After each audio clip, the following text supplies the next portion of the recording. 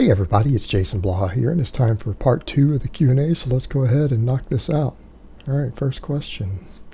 If someone lost a lot of strength from trying to cut, but have been spinning their wheels, however, now wants to regain size and strength on the 200 to 300 calorie surplus, how would you best advise them to train?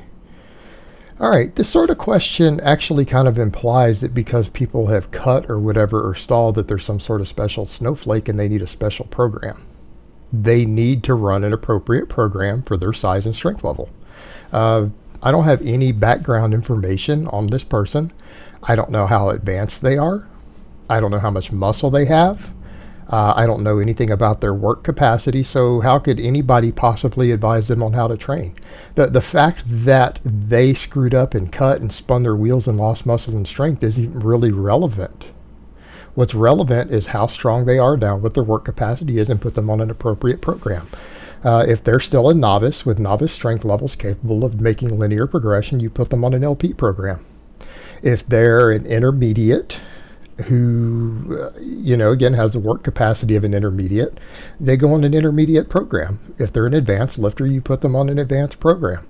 The fact that they stalled on a cut is normal. That means they basically didn't know what they were doing. If they lost strength cutting, they probably were not following appropriate programming, and they probably tried to cut too fast or get 2 reps too quickly, and they lost strength. Because I'll be honest, guys, when I see these people who are like, I lost 25 pounds and I lost 50 pounds off my bench press or 30 pounds off my standing press, you see that and you go, okay, maybe you don't know what you're doing. Because that really shouldn't be happening. If it is, you're too obsessed with getting too cut too quick. But ultimately, the thing is, they don't need a special program based upon the fact that they've been cutting. That's completely irrelevant. They need to run an appropriate program for their current experience level and their goals. It doesn't matter whether they've been cutting installed or not. That's completely irrelevant. Pick an appropriate program and do it. It's pretty straightforward. All right, next question. Mark Rippetoe says that the push press is an inferior to the overhead press because you don't begin to press until it is at your forehead level. In your opinion, can the push press give you the same hypertrophy and all the same muscles as the overhead press? If that's your main vertical press. All right, guys, this is a very nuanced, oh God, I'm going to sound like Jordan Feigelbaum. This is a nuanced answer. No, you won't have the same hypertrophy and the same muscles. The push press cannot build your delts and upper chest the same way that the strict press can. It just is not going to happen. What it will do is give you good strength transference from lower body to upper body. It will probably be a superior tricep exercise. For those things, it'll be superior, right? For a field athlete, the push press is an amazing lift. For a boxer, for an MMA fighter, the push press is an amazing lift. If your goal, though, is to build your entire shoulder girdle, or your goal is to use it to carry over to your bench press, then you probably need to be strict pressing with a pause on the top of your clavicle. That's what you need to do.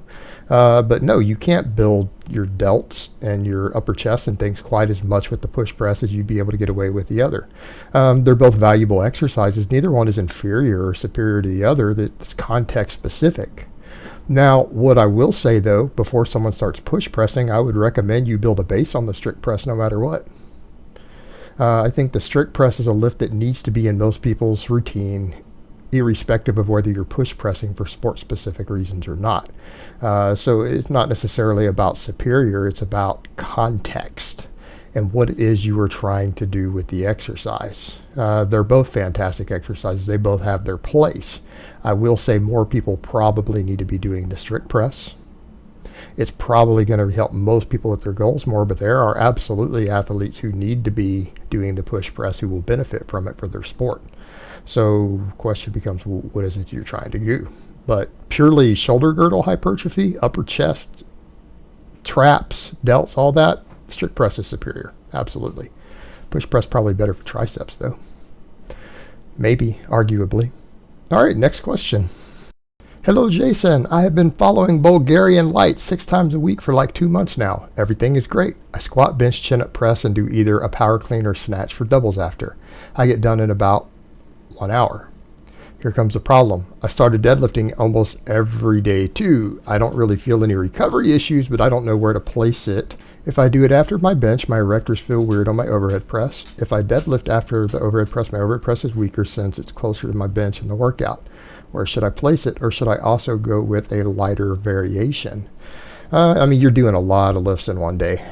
Here's what I'm going to say. If you're going to overhead press in the same workout as you deadlift, you need to deadlift after. I mean, that's a lot to squeeze into one workout. So your press is going to suffer because you're going to press after you bench no matter what. It's going to suffer. It's going to be lighter. You're still going to benefit from it. What I am going to tell you, though, I don't really recommend you do a heavy overhead press after you deadlift unless you've had several hours to recover.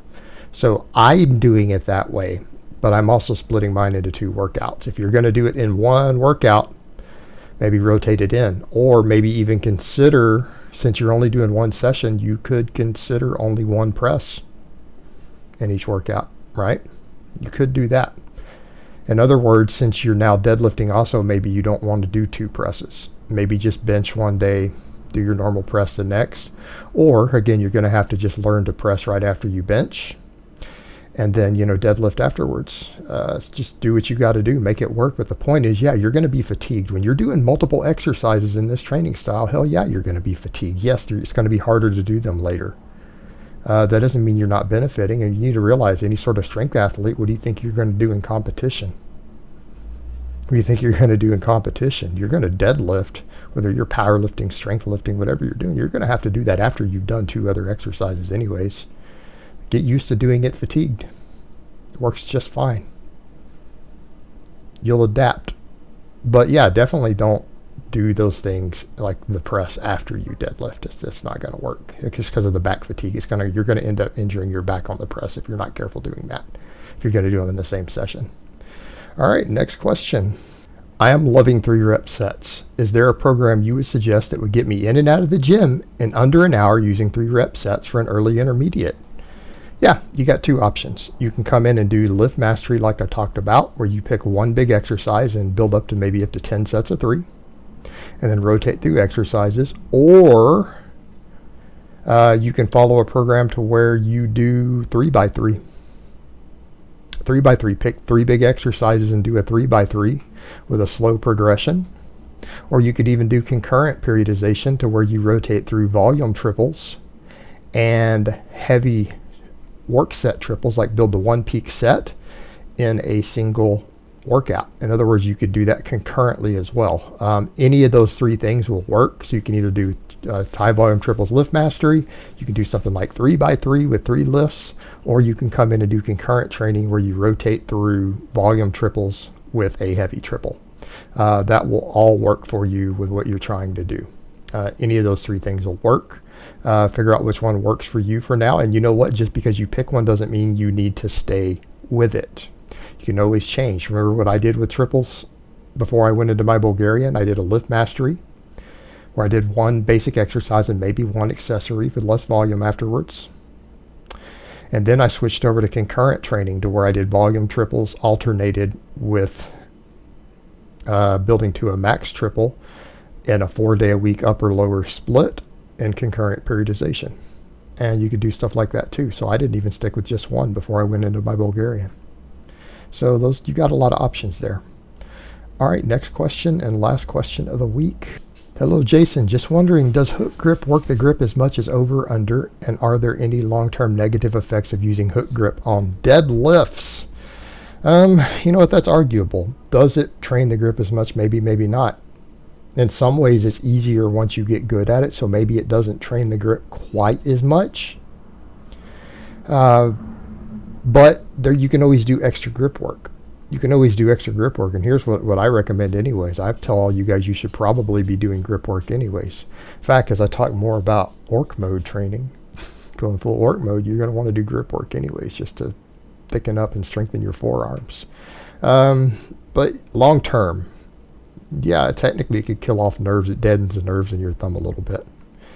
And it's never going to be comfortable. Meaning if you're doing heavy deadlifts with hook grip, even if you have a more secure grip, and You even pull more because of it, because it does potentially give you some biomechanical leverage advantages and the ability to use both sides of the body a little more effectively.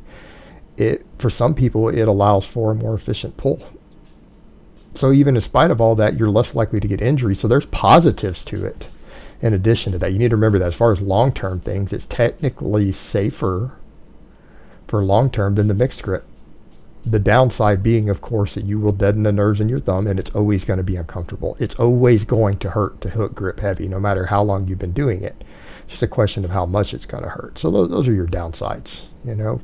I'm going with it, though, because I think for me, it's worth it. So I'm personally going to be doing it. You guys are watching me do it right there in the background. So there you have it. But in the long term, as far as the pros versus cons and risk, yeah, there's problems with it, but it's safer than the mixed grip ultimately. So if you can learn to do it, then it might be wise to do so.